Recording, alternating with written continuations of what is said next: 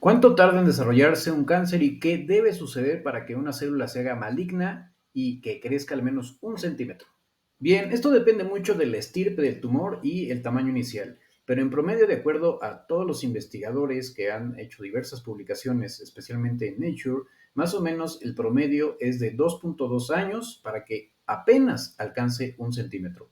Sin embargo, esto puede ser muy variable dependiendo de qué tumores estemos considerando. Por ejemplo, el cáncer de pulmón le toma de 1 a 2 años, el cáncer de mama de 2 a 3 años, el cáncer de colon de 3 a 4 años, el cáncer de próstata de 4 a 5 años y el cáncer de piel de 5 hasta 10 años. ¿Cuáles son los factores que llevan a la inducción de una célula hacia la malignidad? Bueno, algo que es muy importante es recordar que el sistema inmunológico continuamente está vigilando contra células que sufren transformación premaligna o maligna. Así que la mayoría de nosotros vamos a eliminarlos de forma efectiva.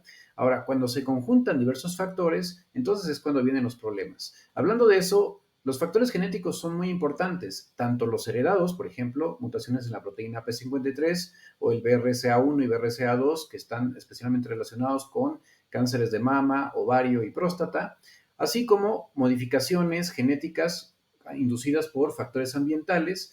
Y algo es muy importante de destacar, que se han encontrado hasta 60 mutaciones diferentes en células cancerígenas. En cuanto a los factores ambientales, la exposición a la radiación ultravioleta es especialmente de enfatizar, así como la exposición a radiación ionizante, por ejemplo, a la de rayos X o algún otro tipo de radiación, las sustancias químicas como puede ser el asbesto, el benceno, el cadmio, el diésel, el formaldehído, mercurio y plomo, que por cierto varios de estos los contiene el tabaco, que es uno de los principales inductores y promotores del desarrollo de cáncer. Por otro lado, también existen virus que tienen la capacidad de despertar lo que se llaman protooncogenes, es decir, genes que cuando se salen de control llevan precisamente a la proliferación y crecimiento desmedido de células que en algún momento habían sido normales. A raíz de que una paciente me preguntó justamente esto, dado que desgraciadamente por ahí una profesional sanitaria le sugirió que las vacunas contra el SARS-CoV-2 habían sido su peor idea o el peor error en su vida debido a que producían cáncer, acabamos de darnos cuenta de que esto pues es inverosímil, porque toma bastante tiempo en que lleve a este proceso. Ahora, para más o menos tener una idea de si hay esa posibilidad, porque no se puede descartar al 100%, primero hay que fijarnos si el SARS-CoV-2 por sí mismo puede o no inducir cáncer. Veamos qué es lo que dice la evidencia al respecto. Ya vimos que de hecho sí hay un vínculo entre ciertas infecciones virales y cáncer. Algunas de las mejores documentadas son, por ejemplo, el Epstein-Barr, el virus de la hepatitis B, de la hepatitis C, el VIH o el herpes, incluso pues el virus del papiloma humano, que es uno de los mejor conocidos. En el tema de el SARS-CoV-2 es mucho más complejo todavía de definir porque, como ya bien vimos, se requiere mucho tiempo de exposición para que primero se induzca los protooncogenes y segundo, para que una célula maligna crezca lo suficiente para poder ser identificada.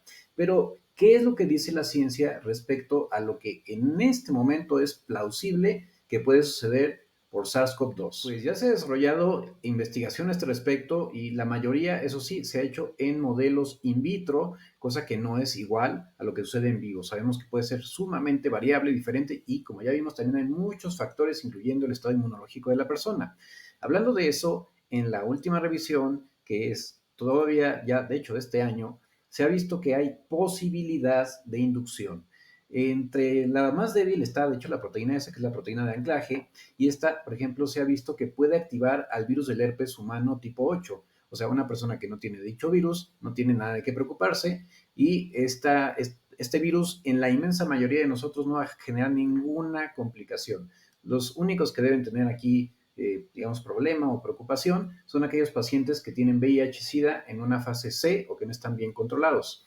Otras proteínas, por ejemplo la N, que esa exclusivamente se encuentra en el virus silvestre, o sea, la vacuna no, es una proteína de hecho estructural y esta ayuda al ensamblaje del virus, puede dañar a las células parenquimatosas pulmonares. Entonces, esto puede ser aquí un foco rojo de inducción. Es nada más posibilidad, no es lo mismo que probabilidad. O sea, posibilidad es algo que está todavía lejano, pero pues hay que poner el radar para activar las señales de alarma. La proteína ORF3A, nuevamente, que es únicamente del virus, no se encuentra en la vacuna, es una proteína no estructural que ayuda a replicar el virus y esta puede causar inflamación crónica. Esta especialmente está involucrada, por ejemplo, en el long COVID, pero nuevamente posible.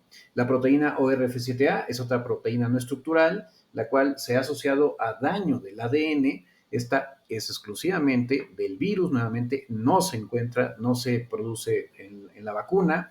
Y bueno, esta puede sí llevar a la inducción de un crecimiento descontrolado por el mismo daño. Algo que también se ha visto es que la infección por sí misma puede inducir la expresión de NSP15, que actúa sobre un supresor de tumores como es el PRB a través del motivo LXCXE.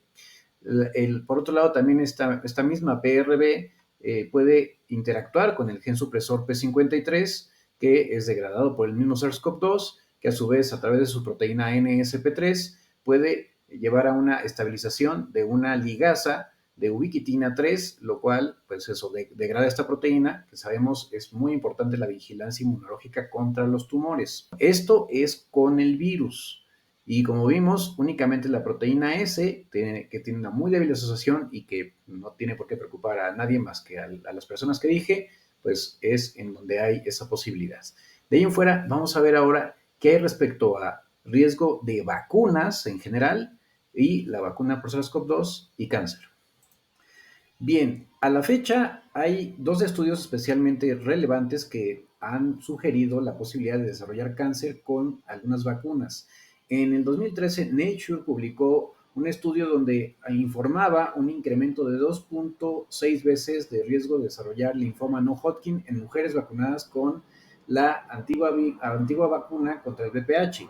Por otro lado, en Lancet Oncology, en el 2015, encontró que la vacuna contra el virus de la hepatitis B tenía un riesgo de cáncer de 2.4 veces. Sin embargo, bueno, la verdad es que todos los demás estudios que se han hecho a este respecto no han podido replicar estos resultados y por el contrario, y paradójicamente, pues las vacunas contra el VPH y contra el virus de la hepatitis B han demostrado una reducción importante en el riesgo de muerte y desarrollo de cáncer cervicuterino y hepático respectivamente. Ahora, en cuanto a la vacuna contra SARS-CoV-2, pues como ya vimos, son especulaciones el que pueda pues desarrollarse un cáncer. Y si acaso pudiera ser ahí remotamente el sarcoma de Kaposi en personas que tienen virus herpético humano tipo 8, que pues, vimos que solamente quienes tienen un VIH-Sida muy avanzado pueden llegar a desarrollar esto. Eso se ha escrito con el virus silvestre, no con la vacuna, pero pues sí, la proteína S, aunque para hacer todavía las cosas más complicadas, resulta que ya se documentó el primer caso de regresión espontánea después de vacuna por SARS-CoV-2. O sea que, y esto es posible, de hecho, se utilizan algunas vacunas, por ejemplo, la BCG, que es la de la tuberculosis, para cánceres limitados en vejiga, dado que al inducir una respuesta inmunológica, como ya vimos, el sistema inmune es necesario para combatir el cáncer, pues eso permite que haya una llegada masiva de células de reconocimiento, principalmente de linfocitos T citotóxicos y NK o natural killers, que pueden incluso llegar a destruir el cáncer. Así que en conclusión, en este momento, revisando la literatura, no existe absolutamente ninguna evidencia que realmente pueda ni siquiera confirmar una asociación entre SARS-CoV-2 y el desarrollo de cáncer, y mucho menos con la vacuna, ninguna vacuna de hecho, y pues peor aún con la del SARS-CoV-2, que y especialmente si hablamos de las ARN mensajero, que pues han sido las más, como podríamos decir, atacadas, recordando que hay muchos tipos de vacunas, pues todavía menos, porque esas vacunas justo están diseñadas para que se degraden en cuanto se haga la lectura y bye. O sea, no va a pasar más de 15 días, 30 días cuando mucho, cuando ya se habrá degradado prácticamente todo el ARN mensajero y solo se va a poder encontrar la proteína desarrollada a través de esta lectura. Así que no se preocupen, quienes están vacunados hicieron lo correcto.